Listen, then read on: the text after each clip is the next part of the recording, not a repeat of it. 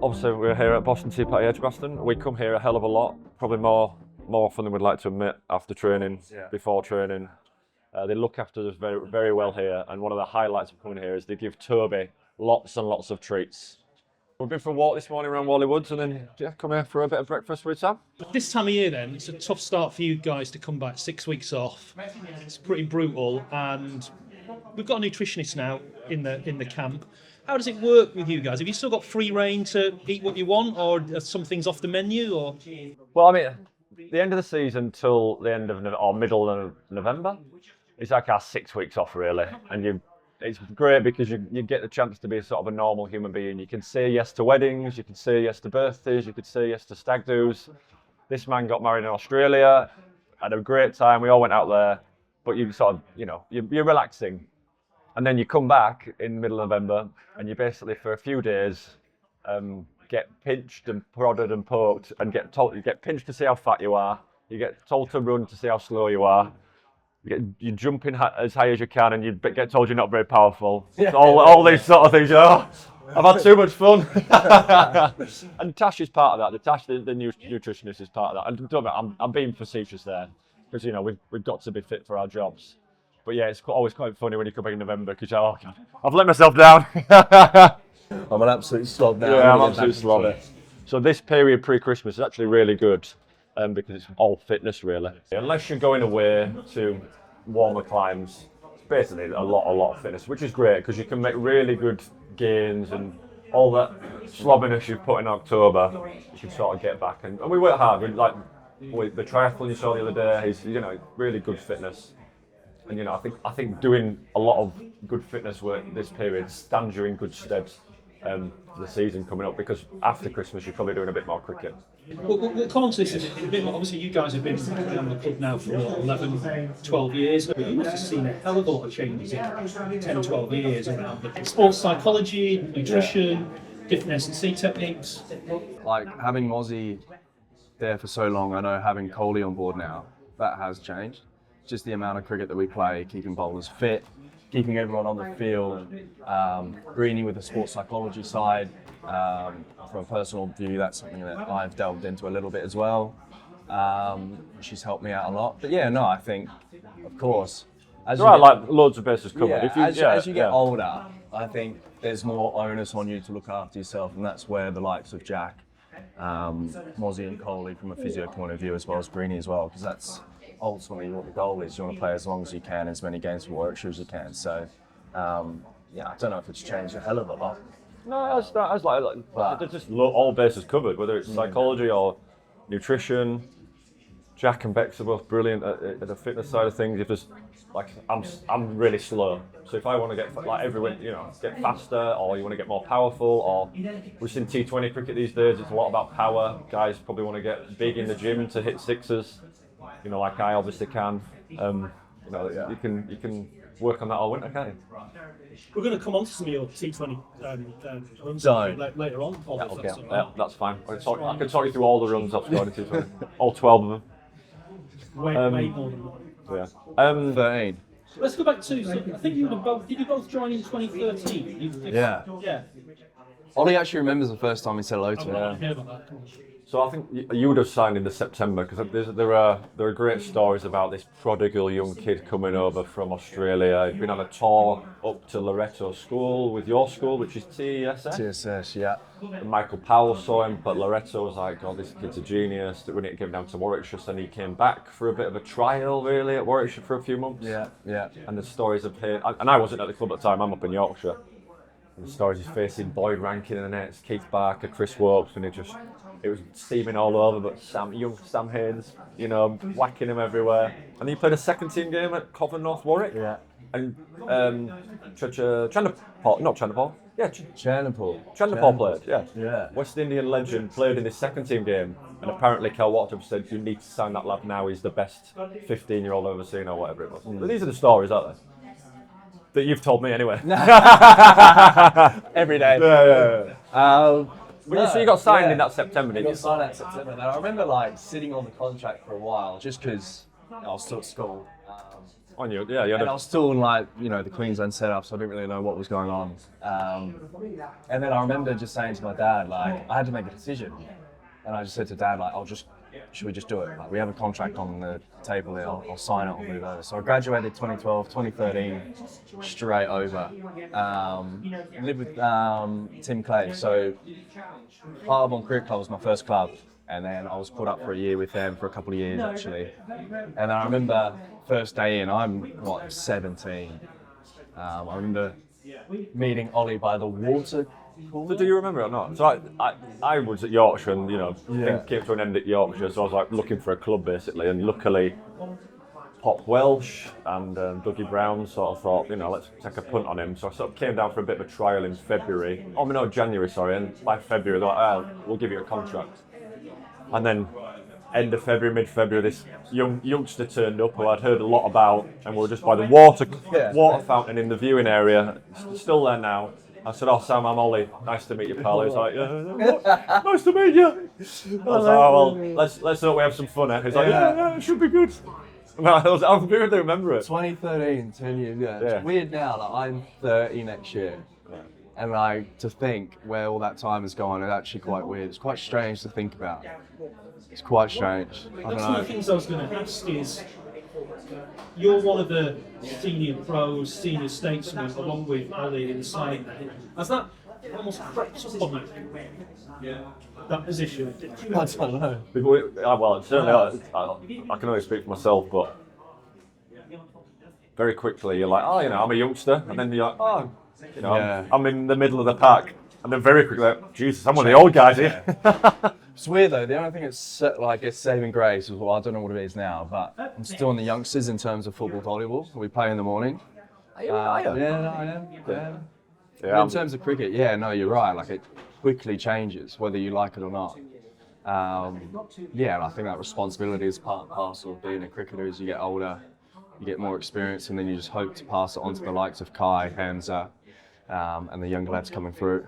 Is that like an organic thing, that move through and the seniority and the change in role, or do the coaches sort of come to you and say, look, Sam, now I want you to pick up more of a sort of mentoring role with some of the younger guys, or does it just kind of come naturally?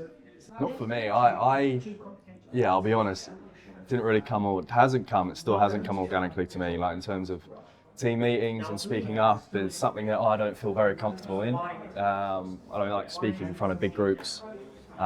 So I find that very difficult. I'd rather do it, the side of a net, one-on-one, or I don't know. I find that quite a difficult thing for me to do personally. I know Ollie's very, very good when it comes to that. He loves coaching, speaking about bowling and this and that. Whereas, for me, it's something that I've struggled, I guess, transition to in terms of now whether you put a label on it or not, you've played a lot of cricket. Creeps up on you, doesn't it? Like, you just sort of going about your business, and then the coach saying, "You're a senior player now." You're like, "Am I? I don't know. Am I? What? Me? I haven't worked this game out yet. I don't know what I'm doing." It's weird. I'm making it up as I go along. Yeah. We're going to go back photo-wise. We're going to go back to 20. Oh no! Oh my God. Can we not? Can I just say before you get this up? Oh, yeah, actually Right. not. Photo day at the club. No. It's a nice day here because you're seeing everyone. People have got sharp lids and blah It's not. blah. But there've been various days where you essentially, because any good photo is the sun is behind the photographer, and it makes the light good. But basically that means you're staring into the sun for an hour. Yeah. At the end of it like this. And I remember there's one in particular where we stared in it that long, and I was rubbing my eyes so much. I look like I've been stung by a bee. I think I've got a big spot here, and my eyes are blurred. And of course, you've got that for the whole season. Oh yeah. And every time you come onto board, it says coming on Olly Hannon-Dalby. And then the picture flashes up. You're like, oh God. That's all right. That's such all right. That's 2013, I reckon. You're gonna see. Baby first. That's As what the years go on, I remember. the hair goes remember. Like, you know what? You know, I said I met you by the water fountain. You were like a young lad in a man's body. Thank you. Like you were thick set young lad. You're like, What do you mean thick set? like muscly. Yeah. What am I now? All probably the same. But you were like chunky. Oh God. Same year. I mean that's all right. I know 2013's horrible. Used to be good looking. Look at that lad. Ginger beard. Look at that. You used to have a bit about me. have to have a bit about you. That needs some explaining then. What do you mean? What am I explaining? What's going on there? That's cute. Yeah. I didn't realise we took those kind of moody light shots. We did. I think we should bring them back. Do you think I got any idea at that age what I'm doing? Do you know what I mean? I'm just literally getting told where to be and what to do. I couldn't find your one of those then. No, well, it says a lot. I was religious on a comb over for a while. Yeah, but you Now I went, can't. you went too hard. You went too hard and you pulled it out. Look at that one. That was I mean, brilliant. look at that young boy. Yeah. Yeah. Cheesy question, but no, I'm not going to say it. Young. What'd you say to that young lad now? I remember. Don't do it. Don't do it. Stay in Oz. I remember asking Trouts. I was like, Trouts, I just want a beard. How do I grow a beard? Because I couldn't grow a beard. I just remember like shaving every Tell you what, it's a week. good quality photo. That. Look at that. All right, don't see me on the monobrow. That's good. That's I cool. think that's a good question though from Ollie. 29-year-old Sam Hain, what one piece of advice would you have given 18-year-old Sam Hain in that photo? So this is your second year, right? This is 2014. Second year. Second year. What are you saying? What are you saying to that lad? Stay in Oz, don't do it. Yeah. Go to uni. Swarmer and Oz. I don't know. I honestly don't know. Don't start googling tattoos. It's a Yeah. rabbit hole that you'll. Addictive personality. You get one, you get more later. No, I don't know. I came over at what, 17, and yeah, 2 years. You know, who would have known in those 2 years had I not enjoyed it? Yeah, of course I could have gone back, but yeah, I loved it. I loved being over here. And then those 2 years turned into 3, 4, and now Ollie and I sat here 10, 11 years later. It's pretty cool, but I don't know what I'd say. I've always. I think that's. Well, sorry, go on. No, so I think that's the same about yeah, like same for you Ollie as well. of Well, I course, mean- there's a lot of questions. You spend your life as a cricketer really on, unless you're prodigal son like this lad, on 1 year deals, 2 year deals. Like you're always sort of dangling by a thread. Really, I'd probably just say, don't worry, everything will be all right. Like, keep working hard, keep trying to be a nice person. You'll be fine. It's actually I'm not going to say which ones, but one of my tattoos are about is sort of that idea that, you know, in the long run, you'll be fine, like everything will be okay.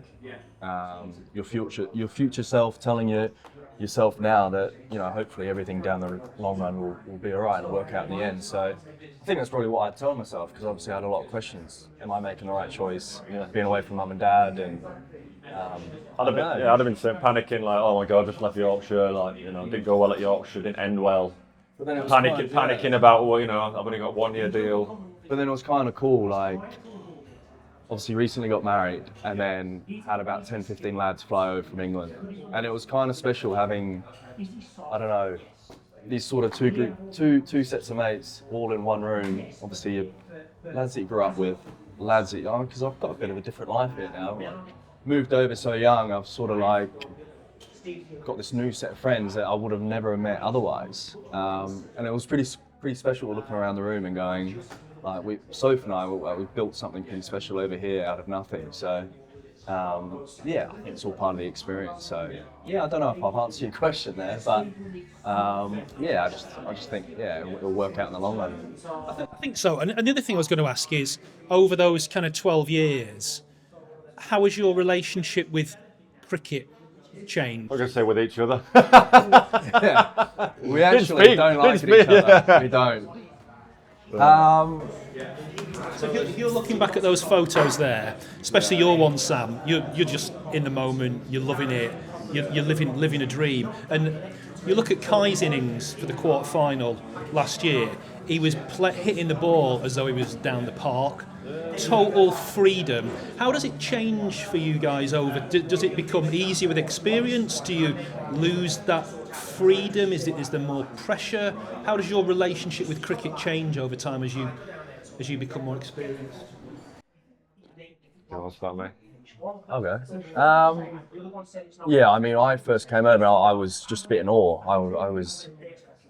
I still think about it or talk about it a little bit, especially with Greenie, about those first couple of years, and everything was new, everything exciting. But then quickly, I don't know, it changes a little bit whether you like it or not. Like, you start getting, your work is basically you get judged whether or not you score runs. So like, that's speaking bluntly, but when you come down to that, love and why I first started playing can sometimes get a little bit jaded. So I think, yeah, having purpose in your work is quite big. And I think over time you have to remind yourself that. Because of course we've been playing for a little bit now, and you need a reason to get up in the morning. Those first few years, you're playing at Lords for the first time, you're playing your first championship game, your first T20 game, the lights, everything. But after a while, I wouldn't say the novelty wears off, but you know what to expect. And that continuation of want to get better has to be, has to keep evolving. Because I know we don't want to stay still in our careers, we want to keep trying to get better and improve. And of course, as you get experience, you get more, you get more scars, don't you? Yeah. Like, playing longer is great because you've got more experience, but then that sort of naivety of youth, and you talk about Kyle, you're playing with freedom. It's an amazing thing just to sort of play with freedom, and I'd almost wish I could go back and tell that young man in the photos some of the stuff I know now. Like, silly stuff. I used to get obsessed by my action and bowling technically right. I wish I could just relax, just running hard and bowl, wang it down there. You'll be fine. You're sort of more, when you're young, you're sort of more aware of what could go right. As you get older, you're more aware that it could go wrong than what could go right. So you've sort of seen it, you've gone through slumps where you've not scored runs. Whereas when you're 19, 20, 21, you're just playing, you're like, this is awesome. Like, I wish I could tell that lad in that photo to relax a bit and, just forget about technique. But I wish he could have a bit of his freedom. Where he's got no scars, he's not worried about failure. He's never lost a game bowling at the death for the Bears. Like, he's fine. He's just cracking on with it. Whereas, the longer you play, the more scars you've got. And you're trying to get that youthfulness as you get older. I don't know. It's tricky. It's a tricky one, and it's different for everyone. It's different for everyone. Do you occasionally go after sort of pinch yourself and think, well, actually, hold on a minute. I'm still getting paid, and my job is something that I love. Yeah, 100%. I mean, Kirsty's a teacher, and she says to me all the time, like, you didn't realise, you do a good job, and yeah, we do. We're lucky. Even stuff like going out to Oz for his wedding, and that group of mates we were out with there. You look back and think, in 20 years' time, we're going to think this was all pretty cool. And the winter at the moment, we talked about staying fit, which is tough, but a lot of normal people have to work a normal day's work, and then go to the gym, and then try to stay fit that way. So we are very lucky.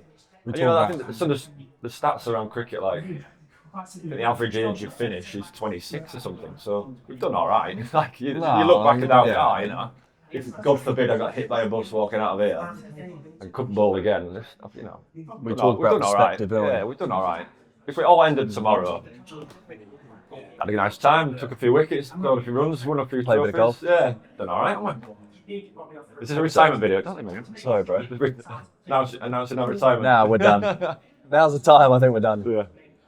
Right, we're in Boston Tea Party in Edgbaston, and there's a reason we're here because somehow this is where you got the England call, wasn't it? Just over a year ago. It seems a lot longer than a year ago to me. I don't know if it does to you. Ollie doesn't remember this. We were sat over there, I think having one of our many brunches, lunches, brekkie, whatever you want to call it. And that's where I got the call. I had a missed call from a number I didn't know. Went outside, called it, and then that's when I got the news and came back in, smiling from ear to ear. It's one of them things that you don't really forget when you get that first call to make your England debut. So it's pretty special. But again, I'll be honest, apparently I was here. Yeah, Ollie was here. You and George Garrett. Me, Ollie and Gaz. I don't remember this at all. Ollie doesn't remember, which just shows. Sorry, mate. Yeah. You taking a phone call in a cafe is not a massive deal in my life. He's getting a call out. It's probably something. Yeah, whatever. You were too focused on your sweet corn throws. Yeah. Probably waiting on a good order. Yeah. Maybe a bit of carrot cake. And I just came back and I was like, who was it? Who was on the phone? Luke Wright. Wright called, So it was cool. It was cool. It's kind of strange, isn't it? Because we asked Jacob Bethel and we asked Dan about their calls. I think Jacob was making fried eggs at the time. Dan was pulling in to get some. In a drive. It's bizarre, isn't it? Because from an outsider, you kind of think somebody like an administrator will drop you a line and say, "Are you free to take a call at whatever time?" Yeah. But bang, it's just out the blue. Just out the blue. Yeah, just out the blue. But then I had a message from my agent. I had a message from Josh. Go on, Have you received any news lately? So he must have known. Really? So then I called that number back straight away. So I sort of like put two and two together. Well, so this summer, there's a cafe in the Jewellery Quarter called, where do all the odds go? What's it called? St Paul Square. St Paul Square. Kitchen. St Kitchen, sorry. And me and Kirst went on Sunday with somewhere different, went for a coffee. And Bethel walked in, smiling from ear to ear. I'm like, "Hey mate, are you going to join us?" She said, "I just got a call. I've just been called up for England, so that must have been half an hour." And I remember that one. See? Oh, sorry, Beth. So Beth, yeah, I remember that. Yeah, I remember that one. But the one over there, one of my best mates. You know what I mean? One of my best mates doesn't remember. Sat over there. Anyway. Hey mate, proud of Yeah, you. thanks, buddy. I came to watch. Yeah, no, it was good. It was a Came good to day. watch. I had Ollie, Kirst, my now wife, my old man actually made the trip over as well. So it was yeah, special. It was cold. It was Cold. It was chilly. Yeah, I mean, I don't remember a lot of it now. I remember snippets. It was a good day. I remember we went to Waggers, didn't we, afterwards? The big It was Brian. actually just pure chance my dad was over there. And it was special. I could see how proud he was. I remember when we were fielding, I like to pinpoint, I like to see where, well, I remember just searching the crowd, see where my dad and Ollie and Sofa sat. I remember I always spot them. I won't stop looking until I find where they sat. And I remember within like the first 2 overs of fielding, I spotted where they are, and I was, yeah, just cool. Yeah, England's one of them things that, yeah, it's times gone by where I was thinking, right, how do I play for England? What do I have to do to play for England? You get sort of stuck on the destination rather than the stepping stones on how to get there. Yeah, and of course now at 30, well, I'm like 29, 30 next year, those same questions I have to ask myself again is what do I want to get out of the game? Where do I want to get to, and the stepping stones that I have to sort of get through to get there? So, I mean, the questions are fine. It's just I think the answers stay the same. There's no point looking too far ahead. I even look at this year just gone, having taken a little break from the game. It's probably kept my perspective on the game and where it sits within my life you know, quite a neutral point. That I play this game like, we play it because we love it. You know, to try and remember that as long as possible. You know, keeps you wanting to get up in the morning and keep getting better. That sounds very much like the point that 29-year-old Sam Hain would have said to 17-year-old Sam. Yeah, and I guarantee 17-year-old Sam would have been like, "What do you want about, mate?" Like, do you know what I mean? Like, I don't know. I don't know. You're in the like. Yeah. We're always going about. You're very special. So there's a board at Warwickshire about how many people have played first class cricket for Warwickshire. I think it's on about 570 at the moment. And more people have been to space and that sort of thing. But even how many people have played for the country at an elite sport? You've done it. Amazing. Even if it happens again, great. If it doesn't, you're part of that very, very special club. Wait, you never. It's a bit weird. This never asked me about. Like it's all about Hainy getting. Ollie never asked me about playing for England. What about Ollie's benefit? Yeah. Ollie's benefit here this year? Yeah, but no, you're not asking me. You're not asking me about playing for England. Lie. You've been asked for 10 years about playing for England. Ollie, nice, thanks for coming. Problem is, I don't feel I can come on to that question now because it'll look too forced. No, it's fine. It's fine. My England ambitions are dead. So I've come at international retirement. So I officially I'm going to retire from international cricket right here, right now. Been a great, so yeah. I'm just focusing on the Bears from now on. An exclusive one. Yeah, there you go. There you go. Well, there's your headline. There's your headline. And then I'll retire from international cricket. And then the final question. Best mate in the Bears squad. Have you asked him? Have you got him to ask this? You love this guy. Who's your Probably favourite? Sam. Who's your favourite fast bowler? Oh no, it's still playing. For Warwickshire. Listen, Sam Hain. Dizzle. Love him to bits. Very Yeah, proud. I Very mean, proud of him. thanks, buddy. He's a top fella. I love We him. joke about it. We do love each other deep down. It's a love-hate relationship. Yeah. I love him. I love him. He hates me. So we just know the gags now.